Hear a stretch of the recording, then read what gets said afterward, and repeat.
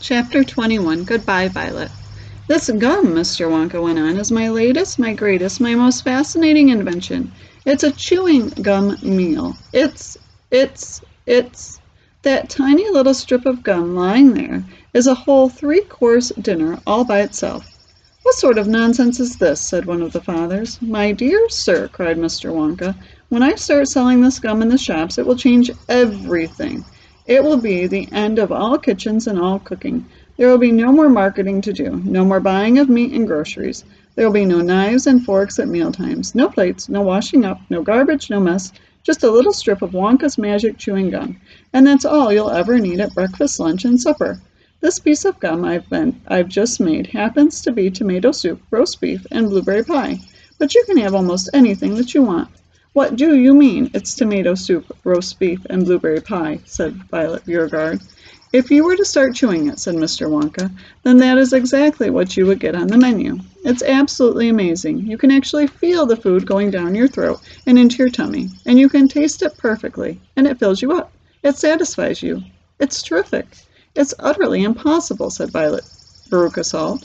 Just so long as it's gum, shouted Violet Beauregard. Just so long as it's a piece of gum and I can chew it, then that's for me. And quickly she took her own world record piece of chewing gum out of her mouth and stuck it behind her left ear. Come on, Mr. Wonka, she said. Hand over this magic gum of yours and we'll see if the thing works. Now, Violet, said Mrs. Beauregard, her mother, don't let's do anything silly, Violet. I want the gum, Violet said obstinately. What's so silly? I would rather you didn't take it, Mr. Wonka told her gently. You see, I haven't got it quite right yet. There are still one or two things. Oh, to the heck with that, said Violet, and suddenly, before Mr. Wonka could stop her, she shot out a fat hand and grabbed the stick of gum out of the little drawer and popped it into her mouth. At once, her huge, well-trained jaws started chewing away on it like a pair of tongs. Don't, said Mr. Wonka. Fabulous, shouted Violet. It's tomato soup. It's hot and creamy and delicious. I can feel it running down my throat. Stop, said Mr. Wonka. The gum isn't ready yet. It's not right. Of course it's right, said Violet. It's working beautifully. Oh my, what lovely soup this is. Spit it out, said Mr. Wonka. It's changing, shouted Violet, chewing and grinning both at the same time. The second course is coming up. It's roast beef. It's tender and juicy. Oh boy, what a flavor. The baked potato is marvelous too. It's got a crispy skin, and it's all filled with butter inside. But how interesting, Violet, said Mrs. Beauregard. You are a clever girl. Keep chewing, kiddo, said Mr. Beauregard. Keep right on chewing, baby.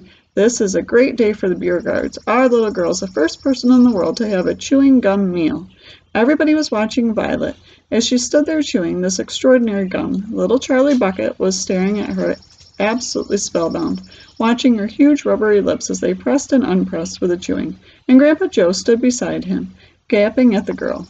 Mr. Wonka was wringing his hands and saying, No, no, no, no, no, it isn't ready for eating, it isn't right, you mustn't do it. Blueberry pie and cream, shouted Violet. Here it comes. Oh my, it's perfect, it's beautiful, it's exactly as though I'm swallowing it. It's as though I'm chewing and swallowing great big spoonfuls of the most marvelous blueberry pie in the world. Good heavens, girl, shrieked Mrs. Beauregard suddenly, staring at Violet. What's happening to your nose? Oh, be quiet, Mother, and let me finish, said Violet. It's turning blue, screamed Mrs. Beauregard. Your nose is turning as blue as a blueberry. Your mother is right, shouted Mr. Beauregard. Your whole nose has gone purple. What do you mean, said Violet, still chewing away. Your cheeks, screamed Mrs. Beauregard. They're turning blue as well. So is your chin. Your whole face is turning blue. Spit that gum out at once, ordered Mr. Beauregard. Mercy save us, yelled Mrs. Beauregard. The girl's going blue and purple all over. Even her hair is changing color. Violet, you're turning violet, Violet. What is happening to you? I told you I hadn't got it quite right, sighed Mr. Wonka, shaking his head sadly. I'll say you haven't, cried Mrs. Beauregard. Just look at the girl now. Everybody was staring at Violet, and what a terrible, peculiar sight she was. Her face and hands and legs and neck, in fact the skin all over her body, as well as her great big mop of curly hair, had turned a brilliant purplish blue, the color of blueberry juice. It always goes wrong when we come to the dessert, sighed Mr. Wonka. It's the blueberry pie that does it. But I'll get it right one day. You wait and see. Violet, screamed Mrs. Beauregard, you're swelling up. I feel sick, Violet said. "You're swelling up," screamed Mrs. Beauregard again. "I feel most peculiar," gasped Violet. "I'm not surprised," said Mr. Beauregard. "Great heavens, girl!" screeched Mrs. Beauregard. "You're blowing up like a balloon." "Like a blueberry," said Mr. Wonka. "Call a doctor," shouted Mr. Beauregard. "Prick her with a pin," said one of the other fathers. "Save her," cried Mrs. Beauregard, wringing her hands. But there was no saving her now. Her body was swelling up and changing shape at such a rate that within a minute it had turned into nothing less than an enormous round blue ball, a gigantic blueberry, in fact, and all that remained of Violet Beauregard herself was a tiny pair of legs and a tiny pair of arms sticking out of the great round fruit, and a little head on the top. "It always happens like that," sighed Mr. Wonka. "I've tried it 20 times in the testing room on 20 Oompa Loompas, and every one of them finished up as a blueberry. It's most annoying. I just can't understand it." "But I don't want a blueberry for a daughter," yelled Mrs. Beauregard. "Put her back to what she was this instant." Mr. Wonka clicked his fingers, and 10 Oompa Loompas appeared immediately at his side. "Roll Miss Beauregard into the boat," he said to one of them, "and take her along to the juicing room at once." "The juicing room!" cried Mrs. Beauregard. "What are they going to do to her there?" "Squeeze her," said Mr. Wonka. "We've got to squeeze the juice out of her immediately. After that, we'll just have to see how she comes out. But don't worry, my dear Mrs. Beauregard. We'll get her repaired if it's the last thing we do. I am sorry about it all. I really am."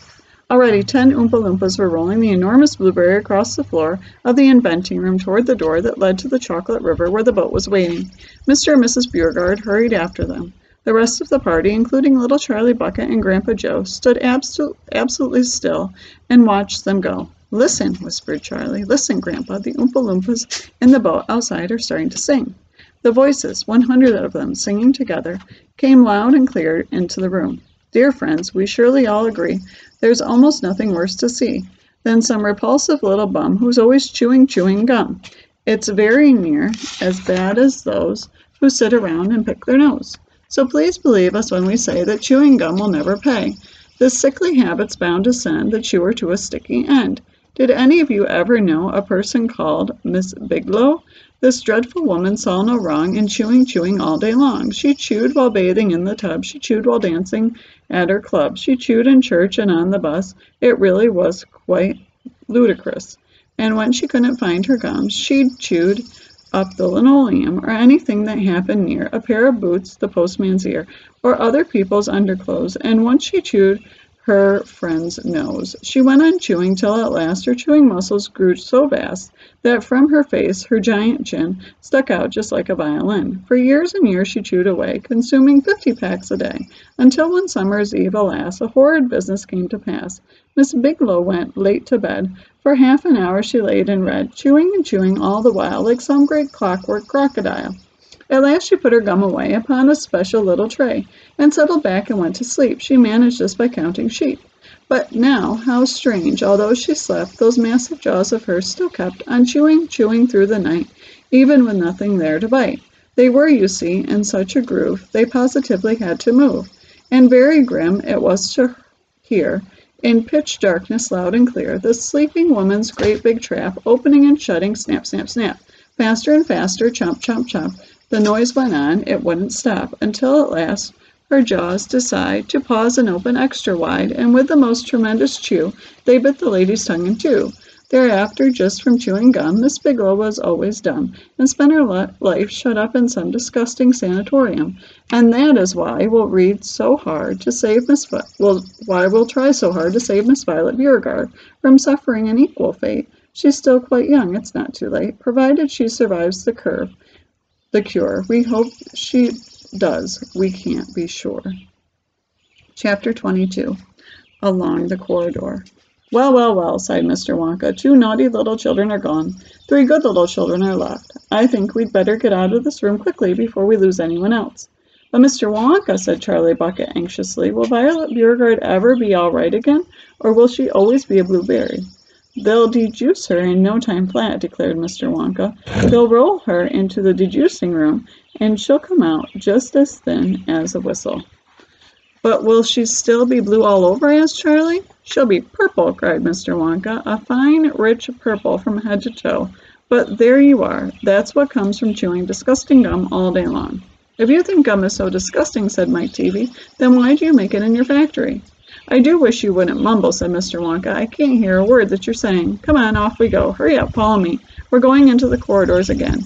And so saying, Mr. Wonka scuttled across the far end of the inventing room and went out through a small secret door hidden behind a lot of pipes and stoves.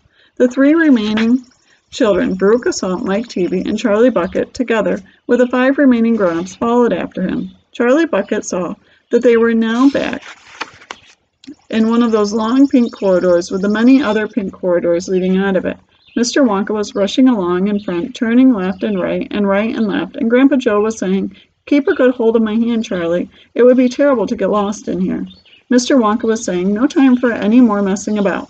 We'll never get anywhere at the rate we've been going." And on he rushed down the endless pink corridors with his black top hat perched on the top of his head and his plum-colored velvet coattails flying out behind him like a flag in the wind. They passed another door, and another, and another. There were doors every 20 paces or so along the corridor now, and they all had something written on them, and strange clanking noises were coming from behind several of them, and delicious smells came wafting through the keyholes, and sometimes little jets of colored steam shot out from the cracks underneath. Grandpa Joe and Charlie were half running and half walking to keep up with Mr. Wonka, but they were able to read what it said on quite a few of the doors as they hurried by. "Edible marshmallow pillows," it said on one. "Marshmallow pillows are terrific," shouted Mr. Wonka as he dashed by. "They'll be all the rage when I get them into the shops. No time to go in, though. No time to go in." "Lickable wallpaper for nurseries," it said on the next door. "Lovely stuff, lickable wallpaper," cried Mr. Wonka, rushing past. "It has pictures of fruits on it, bananas, apples, oranges, grapes, pineapples, strawberries, and snoozeberries," said "Snoozeberries," said Mike Teavee. "Don't interrupt," said Mr. Wonka. "The wallpaper has pictures of all those fruits printed on it, and when you lick the pictures of a banana, it tastes like a banana. When you lick a strawberry, it tastes like a strawberry. And when you lick a snozberry, it tastes exactly like a snozberry. But what does a snozberry taste like?" "You're mumbling again," said Mr. Wonka. "Speak louder next time. On we go. Hurry up." "Hot ice creams for cold days," it said on the next door. "Extremely useful in the winter," said Mr. Wonka, rushing on. "Hot ice cream warms you up, no end in freezing weather. I also make hot ice cubes for putting in hot drinks. Hot ice cubes make hot drinks hotter." "Cows that give chocolate milk," it said on the next door. "Ah, my pretty little cows," cried Mr. Wonka. "How I love those cows." "But why can't we see them?" asked Veruca. "Why do we have to go rushing on past all these lovely rooms?" "We shall stop in time," called out Mr. Wonka. "Don't be so madly impatient." "Fizzy lifting drinks," it said on the next door.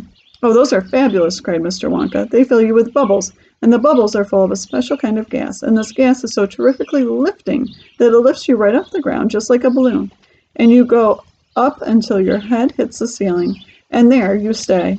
"But how do you come back down again?" asked Charlie. "You do a burp, of course," said Mr. Wonka. "You do a great big long rude burp, and up comes the gas, and down comes you. But don't drink it outdoors. There's no knowing how high you'll be carried if you do that. I gave some to an old Oompa Loompa once out in the backyard, and he went up, up, up, up, and disappeared out of sight, and it was very sad because I never saw him again." "He should have burped," Charlie said. "Of course he should have burped," said Mr. Wonka. "I stood there shouting, 'Burp, you silly! Burp, or you'll never come down again.' But he didn't, or he couldn't, or he wouldn't, I don't know which. Maybe he was too polite. He must be on the moon by now." On the next door it said, "Square candies that look round." "Wait," cried Mr. Wonka, skidding suddenly to a halt. "I am very proud of my square candies that look round. Let's take a peek here."